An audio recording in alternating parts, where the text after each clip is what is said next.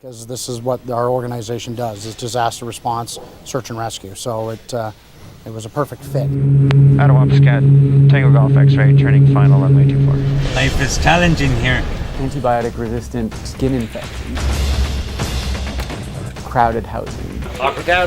We've had challenges. While housing is still critical here. Resilient, strong-minded people. It is positive for cauliflower.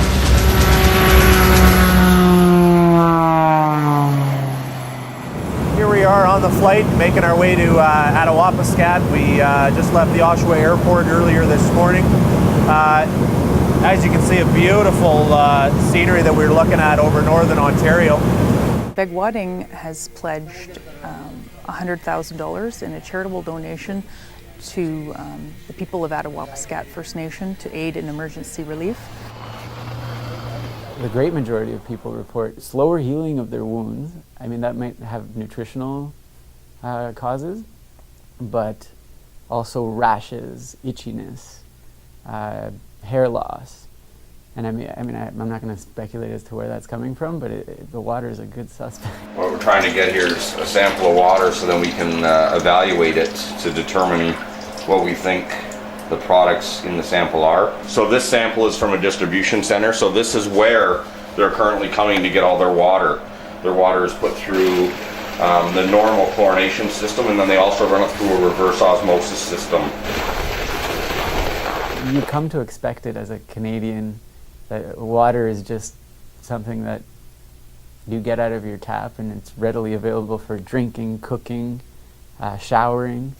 When I first moved here, I got a letter in the mail saying, it was kind of scary because, everything is unfamiliar, but this letter says you can't drink it, you can't shower in it, and it may cause cancer.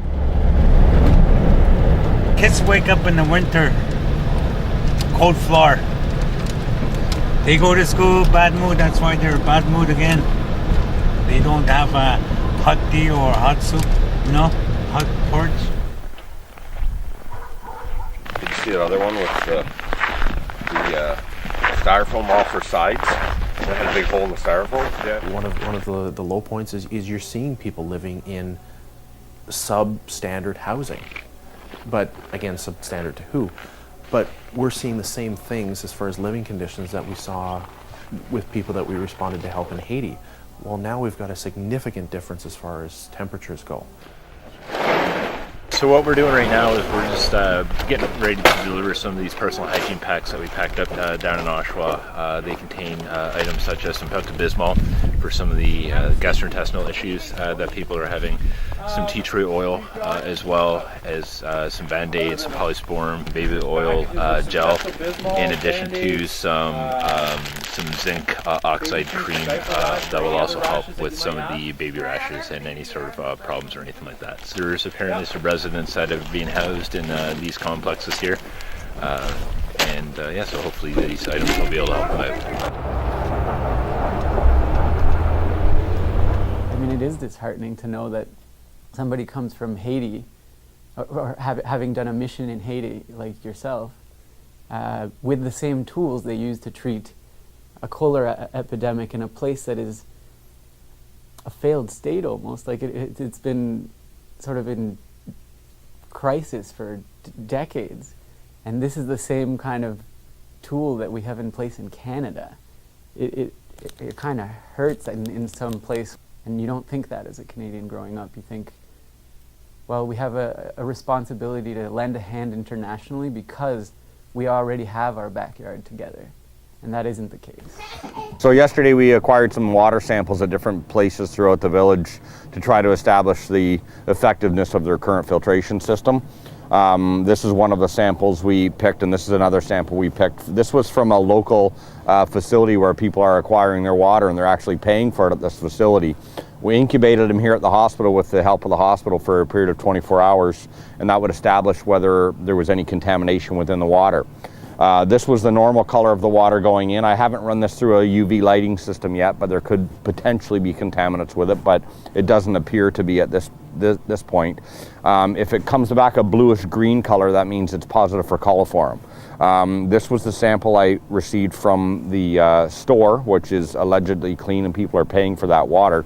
And as you can see by the blue-green color, it is positive for coliform. What's your name, bud?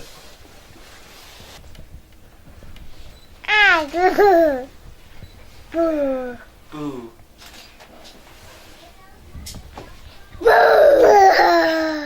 These are fairly straightforward to use. Essentially, this piece here will push onto the tap, and you just basically force it on with a pressure fit, and then it basically just snaps in like that, and that's it. Now when you turn your water on, the water that comes out of this will all be filtered. So that's how simple they are. They're very easy to use. Each filter will filter 4 million liters of water.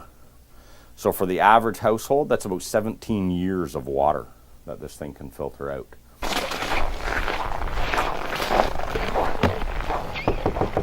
We're handing out more of the hygiene packs to the people in the tent shelters here throughout the community. That's where we're going to start.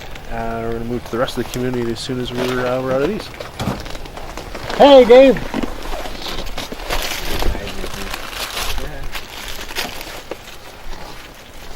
Hey, Dave. I've been here for, I don't know, for the last 40 years. As myself, I don't have a house. As myself, you know, I just stay with my partner, his house. And I know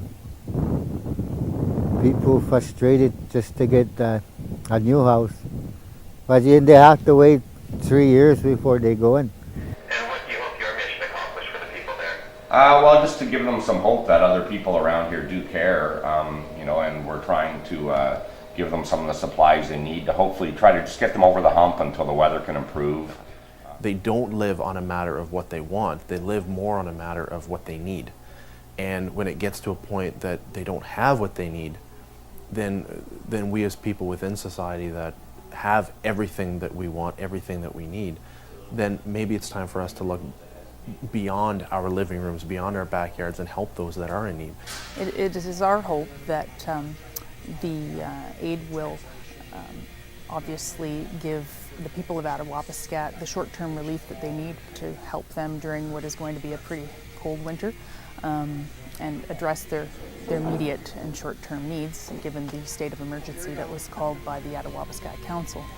Water being one of the most important determinants of health, I think. I mean, it's something that everyone needs. It underlies pretty much every treatment recommendation that you give. Somebody comes in with a cold, and your prescription is basically increase fluids and rest. But increase what fluids? You're increasing dangerous fluids? So my recommendation suddenly becomes a detriment to my patient in the absence of good water. So it's a basic necessity. It's just, and it's an assumption that I have as a care provider that people do have access to clean water, and it's a wrong assumption. It's an erroneous assumption.